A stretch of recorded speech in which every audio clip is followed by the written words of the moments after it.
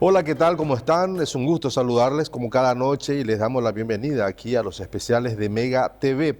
Hoy tenemos un programa realmente interesante. Vamos a estar hablando un poco acerca de la realidad de los pueblos indígenas. Existen una variedad importante a nivel país y existen 6 lenguas nativas que están a punto de desaparecer, a punto de extinguirse por muchas razones. Por muchas razones. Vamos a estar detallando cuáles son estos motivos, las vicisitudes que les toca vivir a los hermanos indígenas y lo que hace el Estado a través de algunas secretarías para llevar un poco de ayuda y solución a esto que viven a diario los hermanos nativos.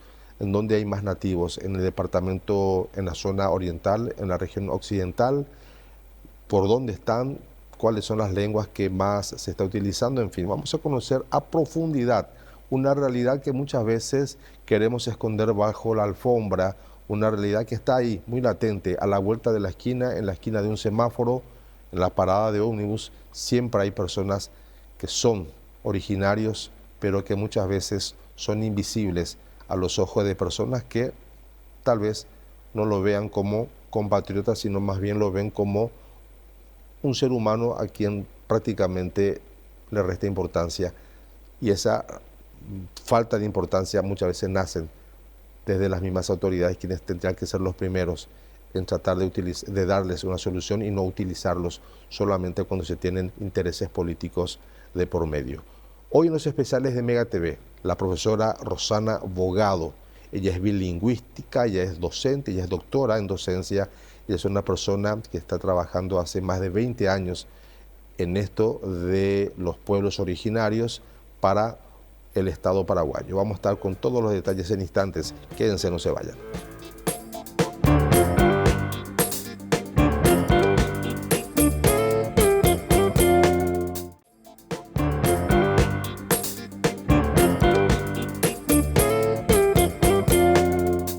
Bien, estamos de vuelta, seguimos aquí en los especiales de Mega TV, así como ya la anunciábamos al arrancar el programa, en un intento fallido de hablar en guaraní, de parte mía, por supuesto.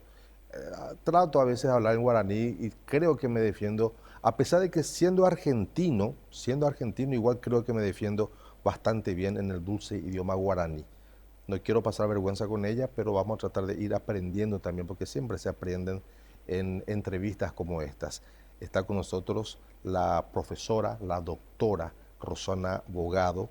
Ella es directora general de Documentación y Promoción de Lenguas Indígenas. Profesora Rosana, ¿cómo está? Maite Iroru, Baishapa, Agüillebete, Roime Jaguere Oñondie. Muchas gracias por este espacio juntos. Anita se forcitería, profesora. No, no hay problema. Vamos a hablar es Ya, la ventaja del bilingüismo. Podemos elegir en qué lengua ya hablar. ñamoquitata tincho para pona, marite pona, vaya pa. Upeicheite. Vaya pa, profe. ¿Y pona? Contame, vos sos una persona extremadamente preparada, porque estábamos conversando con la profesora Rosana antes de salir al aire y ella tiene el título de doctorado, ella tiene, yo voy a ir citando y me va a seguir corrigiendo, porque si la maneja papona en la ecuación de bilingüismo, vos sos profesora en bilingüismo. Sí, es mi especialidad. Es tu especialidad. Sí, educación bilingüe castellano-guaraní. Ahí está, educación bilingüe, pero paralelamente también hiciste la carrera de docencia. Sí. Y en eso sos doctora. Sí, así es, en educación. Doctora en educación y profesora en bilingüismo. También. También. Sí. Y llevas tranquilamente no sé, las 2 carreras. Y yo pienso que sí, porque, bueno, mi formación y mi interés por las lenguas nace en el mundo de la educación. Mi mamá es licenciada en lengua guaraní, docente por muchos años, ya hoy jubilada. Mi abuelo también fue docente, entonces creo que siempre crecí en el contexto de la educación y la lengua. Y como soy del interior, soy de Itapúa, un departamento donde conviven una veintena de lenguas. No me era ajeno el fenómeno del multilingüismo a mi alrededor. Entonces, probablemente eso incidió en que tome esta profesión de llevar el camino de la educación, pero también el fomento al multilingüismo. Cuando hablamos de multilingüismo no nos referimos solamente al guaraní, ¿verdad, profe? Profe, ya, me tomo sí, no hay problema, no, me gusta. O sea, ya yo puedo ser profe. Sí. En cualquier momento te voy a llamar por Rosana, no más llama. Está bien. Profe, cuando hablamos de multilingüismo, Porque el bilingüismo es, qué sé yo, guaraní, castellano, ya muy supe. Sí. Multilingüismo ya son ¿cuántas lenguas? Bueno, Paraguay tiene un colorido fantástico en términos de lengua. Tenemos un bilingüismo nacional más amplio. Según los datos censales recientes, aproximadamente un 68% de población maneja guaraní y de ese 68%, aproximadamente un 30% es bilingüe castellano-guaraní. Después Es el tenemos yoparágine, ¿verdad? castellano-guaraní que alterna, Ujú. cambia de código. Habla en castellano o en guaraní o mezcla a lo que vos llamás yopará. Y después tenemos otras situaciones lingüísticas en Paraguay. Tenemos 19 lenguas de pueblos indígenas y tenemos más de 14 lenguas extranjeras que conviven en nuestro país, de poblaciones migrantes que se asentaron y hoy ya son paraguayos, pero conservan sus lenguas.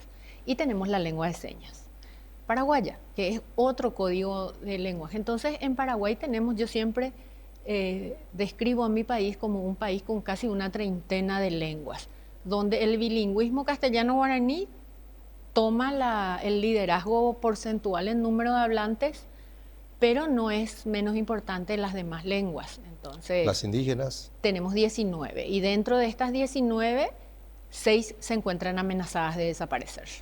Vos sabés que iba a preguntarte eso, profe.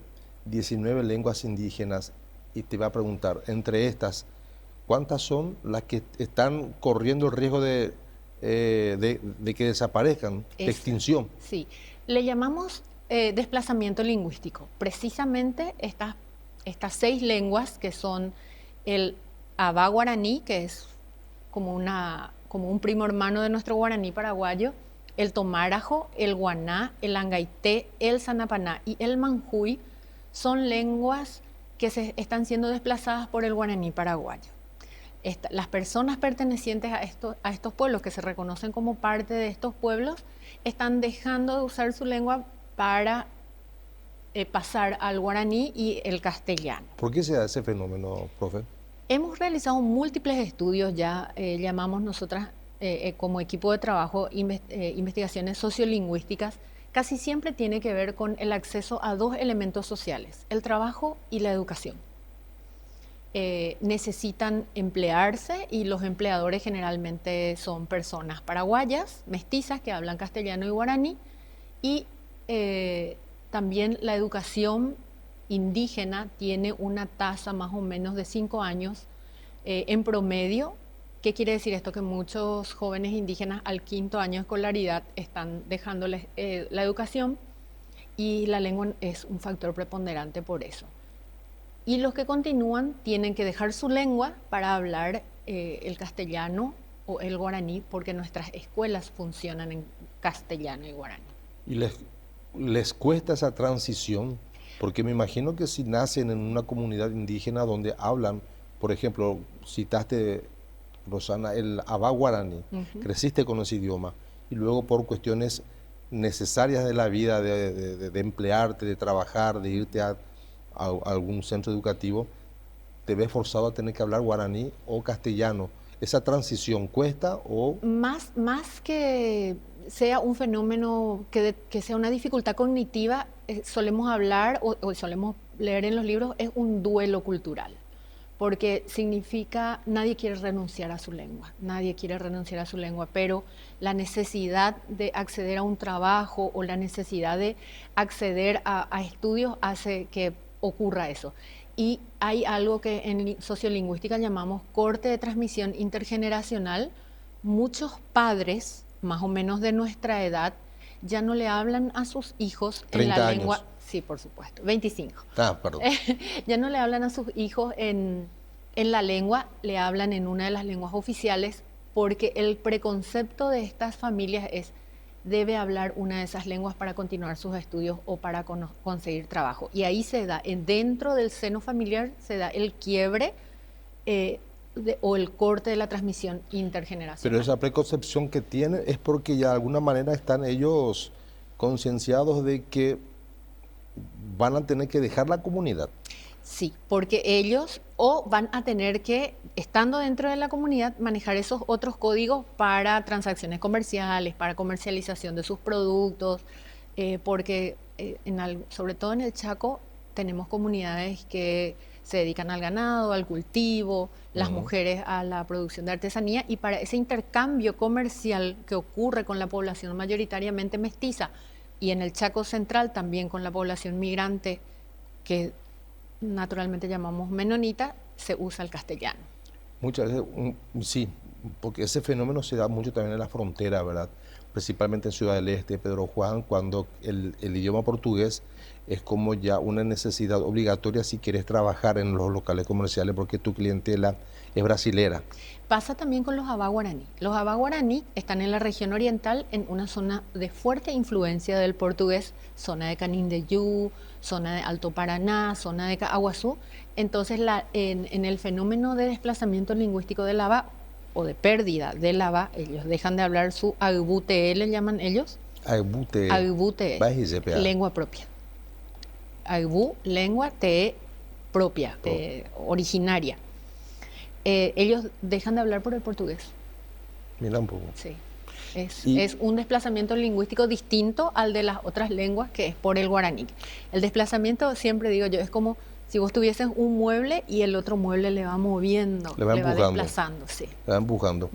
Y esta pérdida, no sé si es una pérdida de identidad, pero para graficar el concepto nada más digo, esta pérdida de identidad, ¿de qué manera les afecta?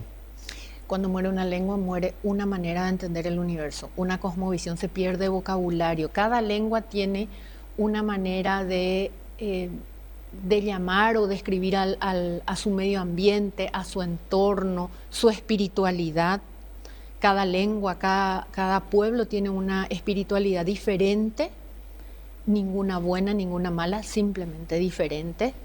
Y las lenguas tienen un nombre para todos los elementos del universo. Y cuando las lenguas desaparecen, desaparece ese entendimiento del universo, de ese pueblo. Y eso a nivel mundial es un fenómeno que ha alertado a todas las naciones del mundo. Por eso estamos en el Decenio Internacional de las Lenguas Indígenas. En este cargo que usted está ocupando actualmente, ¿es dependiente de la presidencia? Es una secretaría técnica dependiente de la presidencia de la República. Nuestro ministro es el señor Javier Viveros, él es ministro secretario. Y bueno, la secretaría tiene 4 áreas de intervención. Por un lado, las lenguas indígenas, que es donde estamos trabajando, un equipo técnico maravilloso. Los compañeros de esa dirección son personas muy comprometidas con la causa de lenguas indígenas. La dirección de lengua de señas, la dirección de planificación lingüística, que tiene el gran desafío de normalizar el uso del castellano y guaraní en todos los espacios, y la dirección de investigación lingüística, que estudia los fenómenos lingüísticos de nuestro país. Dirección de documentación, ¿cómo es eso?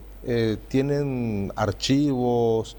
¿Uno puede ir y mirar como si fuese un museo? ¿O qué tipo de documentación se archivan allí? Ojalá que no como museo. El padre Meliá, que fue profesor de muchos de nosotros, siempre decía que era su mayor temor que las lenguas se convirtieran en objetos de museo, porque eso significa que ya se extinguieron. Sí.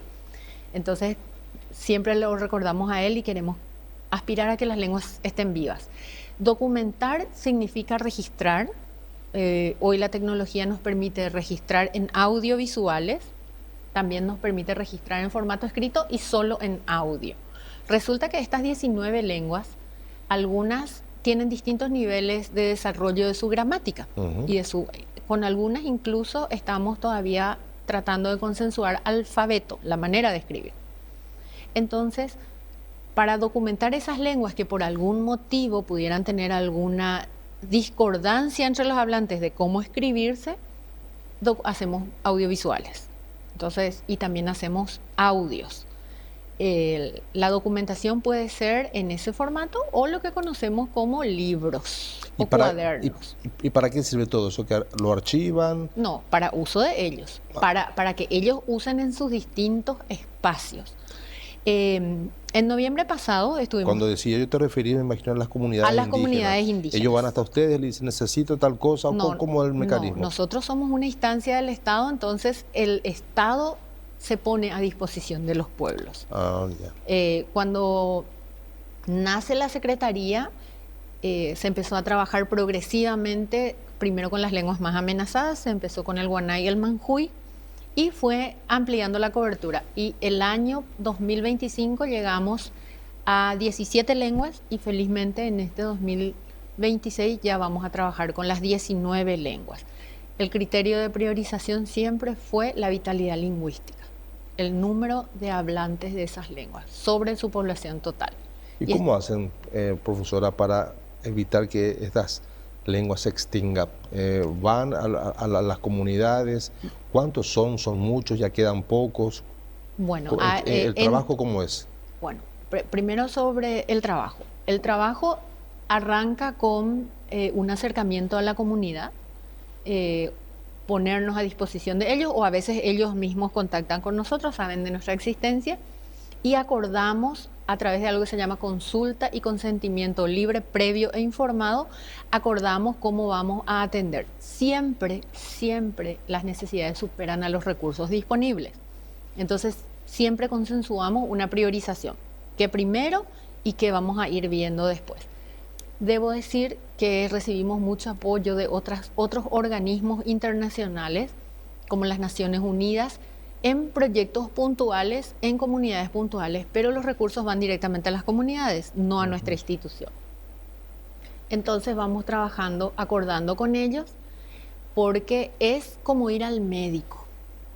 Después de hacer la consulta hacemos algo que se llama diagnóstico sociolingüístico. Identificamos, hay un instrumento científico para poder determinar la vitalidad de la lengua y en dónde hay que atenderla.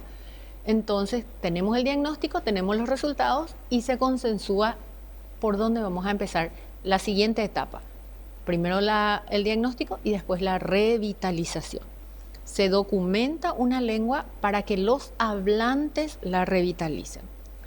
Nosotros los que no hablamos la lengua no lo podemos revitalizar. Ellos son los que tienen que volver a usar su lengua en el hogar, en la institución educativa, en sus ceremonias espirituales, en sus espacios de esparcimiento. ¿Y son bien recibidas, profe? Sí, porque somos muy respetuosos. No me refiero a ustedes como equipo que va y se traslada hasta ese sector. Si son bien recibidas las enseñanzas que ustedes tratan de inculcarles con respecto a mantener viva la lengua de ellos. Sí, porque siempre son acciones, más que enseñanzas, son acciones acordadas. Los responsables de revitalizar o de enseñar o de poner otra vez a la vista de las generaciones más jóvenes las lenguas, generalmente son los sabios y las sabias de las diferentes comunidades, los ancianos. Son muy respetuosos ellos de las personas mayores. Entonces siempre son ellos. A veces varían las estrategias de acuerdo a las comunidades. Algunos quieren fortalecer sus cantos sagrados, que son en lengua propia. Otros serían como sus oraciones para nuestra cultura un poco más evangelizada ya. Sus prácticas de crianza, sus canciones de cuna, todas en sus lenguas. También hay ceremonias espirituales que difieren de un pueblo a otro, para las niñas, para los niños. Hay pueblos donde documentamos las ceremonias espirituales que hacen para bendecir su cosecha, para bendecir sus semillas, y todo eso se hace en lengua propia. Y vamos registrando y eso después ellos utilizan en distintos espacios. Y es como un apoyo al Ministerio de Educación también, que es el responsable de garantizar la educación en lengua propia. Y nuestra responsabilidad es apoyar con la generación de materiales de esa naturaleza. Y cada comunidad es un mundo aparte, ¿verdad, Rosana? Cada comunidad tiene su costumbre, su idiosincrasia, su lengua, obviamente, sus propias reglas internas. Así es. Así es, ¿no? Y nuestra Constitución garantiza dos derechos fundamentales, bueno, varios, pero al respecto dos derechos fundamentales: la autodeterminación y el derecho consuetudinario. La autodeterminación es el derecho que le asiste a los pueblos de reconocerse como tal y de seguir practicando su cultura. Y el derecho consuetudinario es de manejar las reglas propias de cada pueblo. Entonces, uno tiene que aprender a mirar con un cristal menos empañado lo que pasa en las comunidades indígenas, porque a veces los que no somos indígenas estamos muy pautados, como es normal, por nuestras pautas de crianza. Entonces hemos aprendido, todos los que estamos en el equipo, estamos casi hace 2 décadas en este trabajo, hemos aprendido a mirar, a aprender, a escuchar y bajo ningún concepto a juzgar. ¿Son bien recibidos? Ahora sí me refiero a ustedes como seres humanos, como personas, como equipo. ¿Son bien recibidos o por momentos hasta que no se acostumbran a ustedes son un poco ariscos o no? Hemos tenido toda clase de experiencias. Y como vamos como Estado, a veces somos también, recibimos también algunos reclamos muy justos de la ausencia del Estado en algunos elementos fundamentales. Entonces, a veces, sí, ¿no? Totalmente. A veces llegar a la comunidad con una camioneta que tiene el logo del gobierno, nos confiere la responsabilidad de escuchar y de atender. ¿Te acuerdas de alguna experiencia, dijiste, casi 2 décadas trabajando en esto, ¿te acuerdas de alguna experiencia que te haya marcado y que siempre está ahí presente? ¿Algo que te haya sucedido, que te haya pasado? Sí, siempre suelo comentarle a mis alumnos en el lugar donde enseño que una vez nos trasladamos muchos kilómetros para llegar y después de casi 2 días de viaje, el líder nos dijo, hoy no les quiero atender. Y nada. Y la pregunta era, como uno tiene que hacer un informe técnico justificando los recursos del Estado para la movilidad, era cómo irnos con las manos vacías. Claro, cómo hacer entender que no llevamos lo que teníamos que llevar o que no hicimos lo que teníamos que hacer. Y hoy no les quiero atender. Y nos sentamos con mi compañera sobre un tronquito y nos sentábamos bajo el árbol a esperar, porque éramos muy jóvenes cuando eso no sabíamos qué hacer. Y creo que más o menos a las 6 de la tarde nos tuvo compasión el líder y nos dijo, bueno, ¿qué es lo que quieren hacer? Porque las dos no sabíamos qué hacer, éramos muy jóvenes, hace como 16, 17 años de esto. Y cómo ir y decir que no hicimos el trabajo. Y el que no está con pueblos indígenas puede llegar a pensar que uno se va, llega. Y también hemos aprendido que trabajar con otro aprendizaje grande es que trabajar con pueblos indígenas es 24/7. Ellos no tienen la lógica de horario de oficina. Claro. Entonces a veces hay que atender sus llamadas, sus consultas fuera de hora, porque es el momento en el que ellos tienen señal, es el momento en el que ellos pueden hacer, o a veces se tienen que trasladar una buena distancia para poder hacerte un mensaje, una nota de voz, una llamada. Entonces hemos aprendido que ese es el trabajo. Y, claro, hemos aprendido el yopoy. El yopoy, baila yopoy. La reciprocidad. Alguna vez algún líder indígena me dijo, tu planificación no es mi prioridad. En relación al plan operativo de mi institución. Claro, pero fíjate la sabiduría con la que responde. Claro. Tu planificación no es mi prioridad. Claro, te agradezco mucho, sí, pero no pasa por ahí lo nuestro. No pasa por ahí. Y tienen que adecuarse, me imagino. Totalmente. Rosana, tenemos que hacer una pausa. ¿Estás bien? ¿Estás cómoda? Sí, sin problema. ¿De ello puse llevar una cosita? No, todavía no. Bueno, estamos con Rosana Abogado, una profesora de bilingüismo. Me cuesta todavía. También ella es académica, ella es docente, tiene un doctorado en docencia, una persona altamente capacitada, y para nosotros es un verdadero honor poder tener esta clase de invitados aquí en el piso, porque aprendemos una porción importante de nuestra sociedad paraguaya, que son los indígenas, y que lamentablemente siempre son utilizados como bandera política al momento de querer seducir a un electorado para conseguir votos. Se llega al poder y lamentablemente son nuevamente olvidados a la espera de unas nuevas elecciones. Es un poco una realidad que también hay que decirla. Hay que siempre saber que ellos son parte de nuestra historia, son parte de nuestro país, y también como parte de todos nosotros necesitan ser atendidos y por sobre todo no ser olvidados. Ojalá que esta entrevista sirva para algo, principalmente para las personas encargadas de tomar determinaciones y decisiones importantes. Hacemos una pausa, en instantes seguimos con más especiales de Mega TV.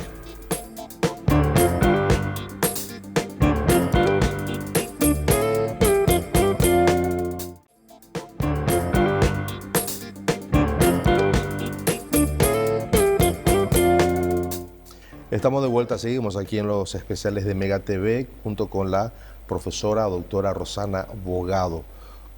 Profe, estábamos hablando de esta situación, de todas las experiencias que se tiene, ¿verdad? Y que usted también le tocó vivir en tantos años de recorrido y de ayuda.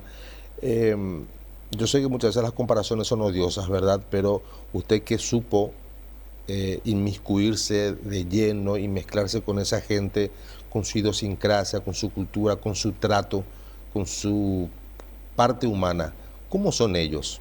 Usted convivió con ellos seguramente un buen tiempo, ¿verdad? Al punto de poder conocerlos como seres humanos. ¿Cómo son? Porque a veces tenemos la idea injusta de querer juzgar porque son nativos y hasta el punto de querer marginarlos, de querer ignorarlos, de ponerlos casi al nivel de un animalito. Parece duro lo que digo, sí, pero es una realidad. Comprendo. Bueno, en primer lugar, son personas. He aprendido desde muy niña a verlos como personas, con diferentes oportunidades a nosotros, la población no indígena, pero comparten a veces realidades con muchos compatriotas del sector del campesinado un poco más Paraguay adentro. Y aprendí que son personas muy espirituales, varían mucho los 6 pueblos guaraníes conservan más su espiritualidad originaria respecto a los 13 que son de las otras 4 familias lingüísticas. Pero igualmente comparten todos ese vínculo estrecho con su espacio, con su espacio. También yo diría que son personas que han podido adaptarse a los cambios. Imagínate que 5 siglos hace que estamos en un proceso de mestizaje y ellos en estos 5 siglos han sabido conservar su cultura ancestral, pero también han podido salir adelante. Hay ya felizmente profesionales, universitarios de en distintos campos. Entonces creo que han podido como nación, porque son como 19 naciones dentro de nuestro país, sobrellevar esta interculturalidad. En el Chaco conviven entre sí y bueno, han podido desarrollar matrimonios interétnicos.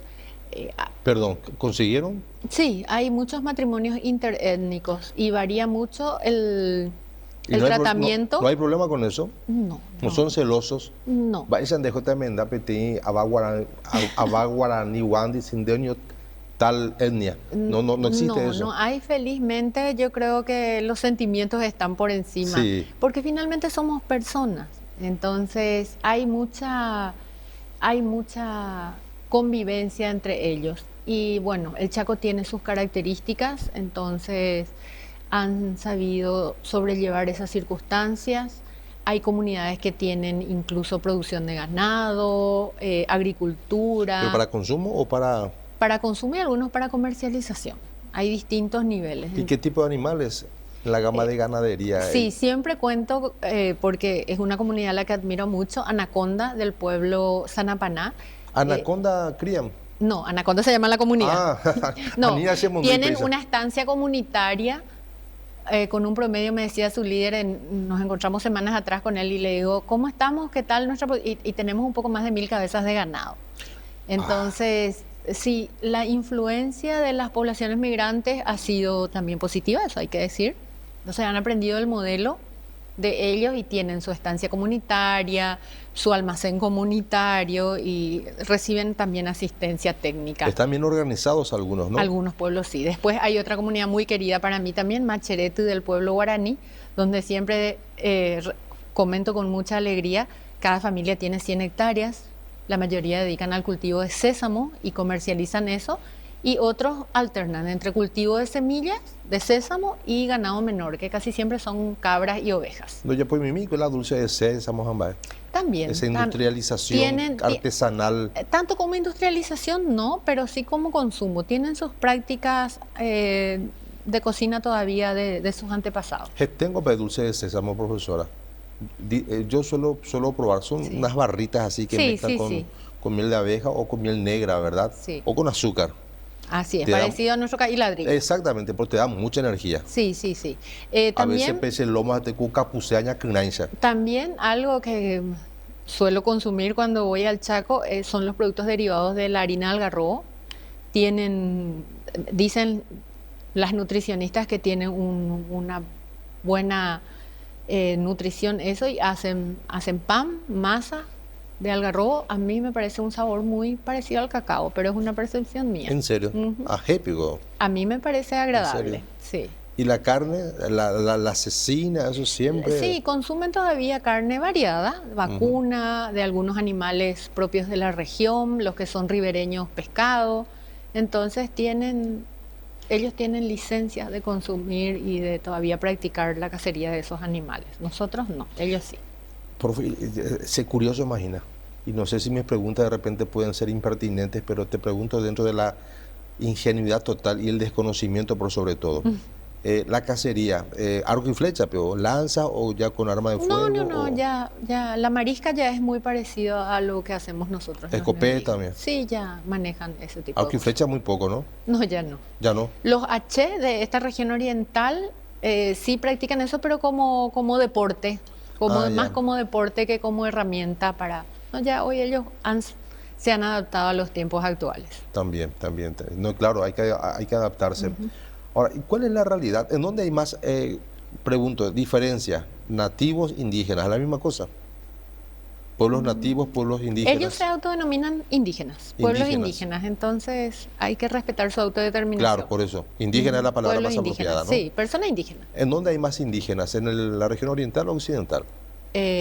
Los Muga son los más numerosos y están en la región oriental. Son 28.000. 28.000. ¿Pero en un solo lugar o están esparcidos? No, esparcidos en 10 departamentos. Ya. Pero ellos tienen un líder único o cada comunidad tiene Sí, tienen un poco más de 300 líderes, 300 comunidades y cada comunidad tiene un líder, pero tienen su organización que nuclea a líderes y entonces tienen una persona... Como un estado. Que está al frente de eso, sí, así es. ¿Y tienen un solo líder? Sería como el presidente de la organización. Entiendo, ya, me queda claro. Así es. Y es ese el que... conversa con las autoridades, acuerda con las autoridades. No, en realidad cada líder tiene la potestad de de representar a su pueblo, pero sí, hay muchas organizaciones indígenas que están bien estructuradas y son los voceros de las comunidades. Y la realidad de estos indígenas que están acá en Asunción, en los semáforos, en los alrededores de la terminal. Sí, es una pregunta recurrente eso.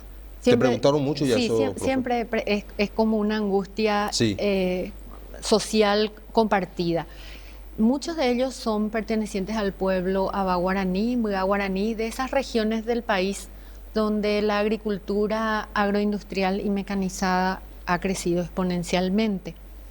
Y una consecuencia de este crecimiento de los campos de cultivo a gran escala ha sido que muchos de ellos perdieron sus territorios ancestrales y fueron desplazados. Y ese desplazamiento los trajo a este lugar.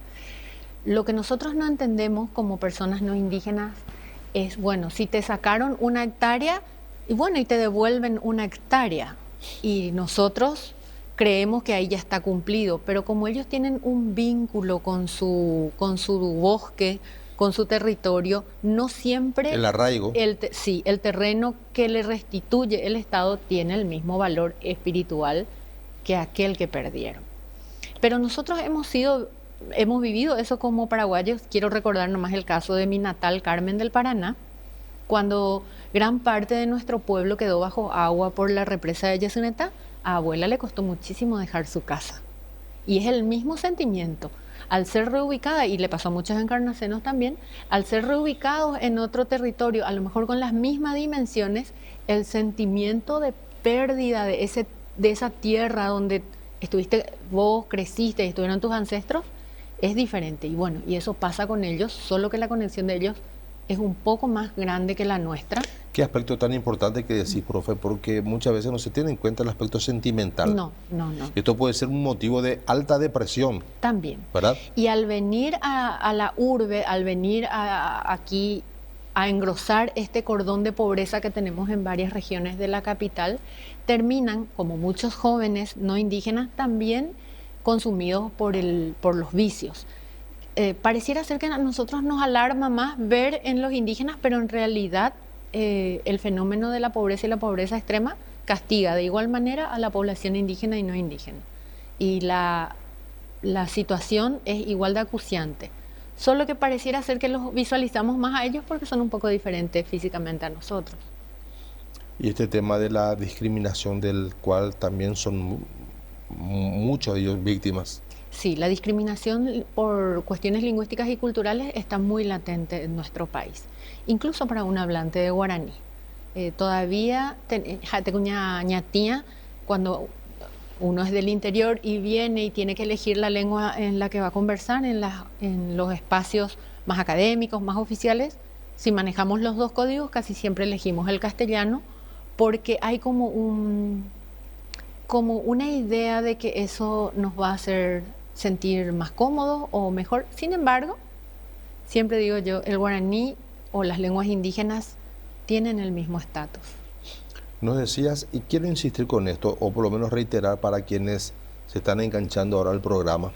Decías al empezar el programa y citabas creo que 6 lenguas que están en peligro de extinción. Así es. ¿No puedes repetir?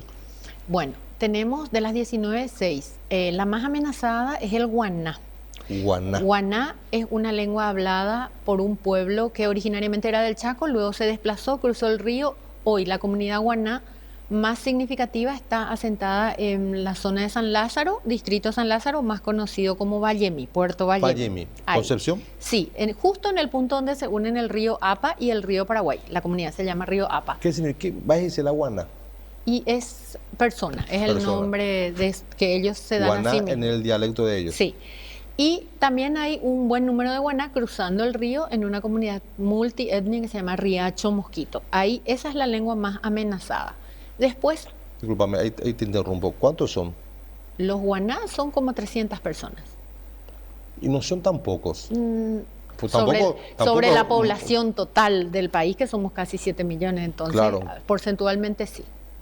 Pero la población más minoritaria y cuya lengua también está amenazada, no porque no se use la lengua, sino porque ellos ya son menos, son los tomarajo. ¿Tomarajo? Los tomarajo. Una sola comunidad, Puerto María Elena, comunidad Pitiantuta, no se puede llegar por tierra, uno debe ir por tierra, puede ser hasta Vallemí, hasta Concepción, el viaje es más largo nomás después en barco, o hasta Fuerte Olimpo, y de Fuerte Olimpo es 3 horas en lancha, fui en noviembre, 3 horas río arriba en lancha. ¿En lancha? En lancha o barco, pero el barco pasa una vez a la semana, y entonces fuimos con el equipo en lancha. Lo que implica también... Súper recóndito. Sí. ¿Verdad? Sí. Y esa es la una. 213 personas. La lengua tiene vitalidad ahí dentro de la comunidad. 90% de las personas hablan esa lengua.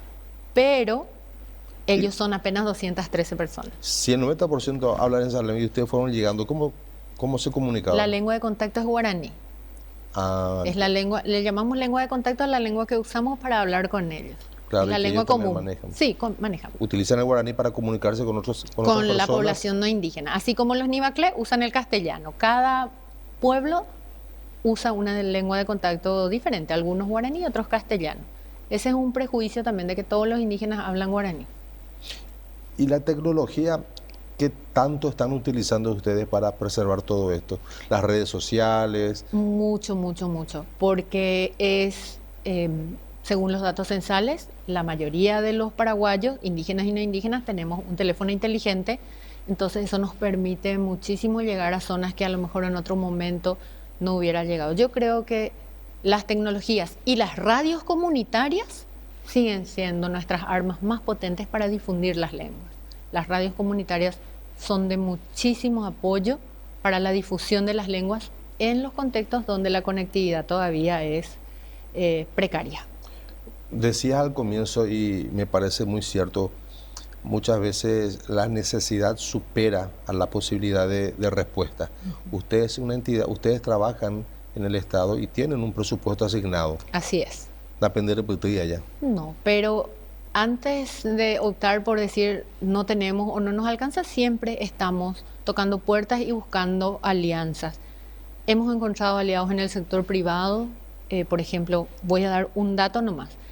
Para la impresión del diccionario y la gramática del pueblo Com, de la lengua Com, hemos recibido el apoyo en aquel momento de una editorial privada, que no sé si puedo decir o no el nombre, de, una, de la editorial Atlas, por ejemplo, que nos hizo la impresión sin costo. ¿Cuántas? Y también en aquella oportunidad hicimos 1000 unidades, imprimimos. Y también de la editorial Rosalba, porque era un libro de diccionario y otro libro de gramática. También UNICEF en su momento, el PNUD, que es siempre como nuestro respaldo también para pequeñas donaciones que van directamente a terreno, entonces con eso se trabajan las comunidades, toda la parte lingüística. Siempre estamos consiguiendo colaboradores de otros lugares, pero siempre lo hacemos en una cuestión de inversión compartida. No quiero decir gasto, no es un gasto, es una inversión. Claro. Es una inversión compartida entre los fondos propios del financiamiento del Estado y las cooperaciones de los distintos sectores. De profe a Pepe, pues mira, aprende bolsillo, Pepe, tú vamos a aprender a pisar cuerda. Siempre, siempre, siempre. O poco la pende corazones a veces lleva. Siempre, siempre. No es posible, si bien para nuestra movilidad el gobierno nos provee de viáticos, como a cualquier servidor público, siempre el que trabaja con pueblos indígenas usa parte de su viático para algún tipo de apoyo. Aprender juro mitad peo otro lado allá para aprender shaja o ay güey. Y nosotros sentimos la cordialidad. Nosotros sentimos la cordialidad. A veces en los hogares más humildes, en los fogones más humildes, nos invitan a comer y eso para nosotros tiene mucho valor, a comer, a compartir lo mucho o poco que ellos pueden tener. Entonces para nosotros siempre decimos que para nosotros vale más la confianza que hemos construido en 2 décadas de carrera profesional que cualquier otra cosa. De apellido, ¿cómo me pega? Namo fulana, ¿cómo te dicen a vos? Simpático es porque como mis compañeros de trabajo nos organizamos por familia o por sectores, a veces soy la jefa de Matías. La jefa de Matías. Sí, que uno sí, a veces soy la compañera de Sonia, a veces soy Rosana, a veces soy la profesora. Pero siempre sos como una especie de referente para ubicar a alguien. También. La jefa de Matías. O a veces, a veces soy Rosana, a veces hay una comunidad que parece mentira, cada vez que me voy en el Chaco llueve. ¿En serio? Entonces el otro día me decía el líder, hace rato no venís acá, ya nos falta una lluvia. Y siempre me quedo en la clausura. Entonces a veces dicen, me dan como esa relación entre... Y siempre llevamos asistencia de la CEN y del INDI, entonces algunos vinculan nuestra llegada con recibir víveres. Y es un trabajo, imagino, multisectorial, ¿verdad? Interinstitucional. Así es. Cuando hacen este tipo de recorridos. El Estado tiene 17 oficinas, entes o instituciones vinculadas desde salud, educación, asistencia social, vivienda, trabajo, personas en privación de libertad, de pueblos indígenas. Y siempre no se puede hacer, no es un trabajo para hacerlo solo, porque la problemática social es multidimensional. Y cuando uno llega, ellos deben llegar como Estado. Y la necesidad no se fracciona, la necesidad es integral. Entonces siempre estamos en contacto entre las instituciones del Estado, porque en todas las instituciones los recursos son un conjunto finito, entonces tenemos que optimizar eso. Vamos a hacer una nueva pausa, ya a la vuelta para ir redondeando un poco, porque es una conversación bastante interesante. Están para aprender. Gracias. Están para y por supuesto, si uno no está muy metido en estas cuestiones a profundidad como lo hacen ustedes, evidentemente vamos a ignorar. Es así. Y ignoramos un altísimo porcentaje que tal vez si lo supiésemos, también hubiéramos, y estamos a tiempo de poder ayudar. Así es. Hacemos una pausa, ya volvemos para la parte final de los especiales de Mega TV.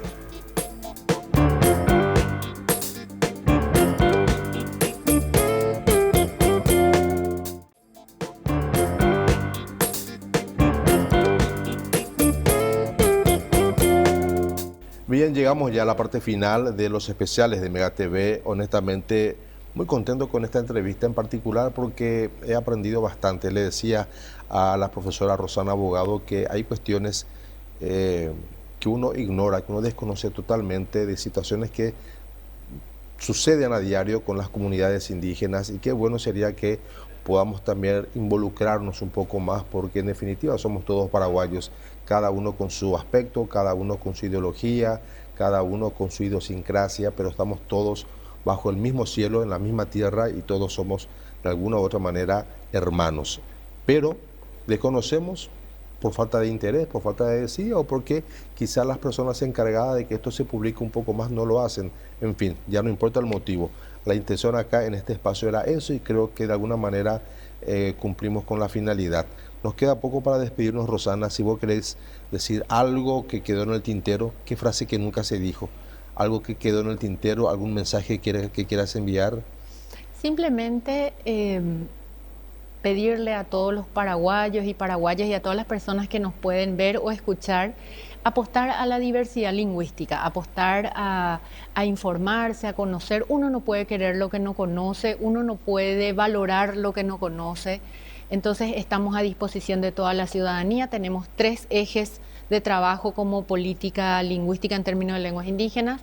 Una de ellas es la promoción de las lenguas y de la riqueza, otra es la documentación y otra es la revitalización. Entonces, en esa línea, ponernos a disposición como Secretaría de Estado para los jóvenes, invitar a los jóvenes que están haciendo sus carreras de grado a hacer sus investigaciones de grado, sus tesis de posgrado sobre la temática de las lenguas indígenas, de la diversidad cultural, invitar a todos los comunicadores a que nos pidan, nos insistan, nos ayuden a dar a conocer este tesoro muy valorado en Europa, muy valorado en otras regiones de América, y que a veces nosotros en nuestra convivencia no somos conscientes de la riqueza lingüística y cultural de Paraguay. Ahí tocaste algo, y voy a abusar de vos, de tu tiempo en realidad, porque tocaste algo que me pareció interesante, este tesoro que es muy valorado en Europa. Así es. La artesanía indígena tiene un valor histórico y es tan lindo dentro de su estructura, no sé cómo explicar, pero y ponerla olla pójico ahí. Es muy... Con la madera, con el barro. Con distintas herramientas de acuerdo a la región, y toda nuestra riqueza intercultural es muy apreciada fuera del país. Tenemos muchísimas universidades europeas y norteamericanas que envían a sus estudiantes de doctorado y maestría a hacer sus investigaciones acá, y nosotros a veces le damos la espalda a esa riqueza. Hay mucho por descubrir y mucho por mostrar de nuestro país. Siempre hay un cambuchí, algún tatubolito y de madera como decorado, como elemento que embellece un ambiente. Y es muy lindo. Falta promocionar un poco más. Tenemos que, todos tenemos que hacer parte de esa promoción. O falta ver desde el punto que nos toque. O falta ver la recursos mía. Puede ser, nunca está de más. Bueno, así, gente, llegamos. Gracias, Rosana, por tu presencia. Gracias. Te agradezco mucho. Soy una persona muy agradable, y gusto ñañe muquitán de endie, y ese don de gente que se te nota tenés. Me imagino que lo vas a seguir conservando. También al amigo Carlitos que no se quedaba quieto un minuto. Se nota que hace un buen trabajo también. Entonces, gracias a todos ustedes por estar acá esta noche. Gracias a vos, y quiero aprovechar el espacio para dar las gracias siempre a los pueblos indígenas por recibirnos. Muchas gracias. Agüillevete. Muy amable. Así estábamos con Rosana, abogado, una experta en bilingüismo, docente, doctora, nombre, esta hoy título. Se esforzó muy la memoriza jamás. De esta manera llegamos nosotros a la finalización de una edición más de los especiales de Mega TV. Como siempre, es un placer acompañarles, y es un honor que nos elijan cada noche. Por la atención prestada, muchas gracias. Que tengan todos ustedes un reparador descanso. Agüille TPM.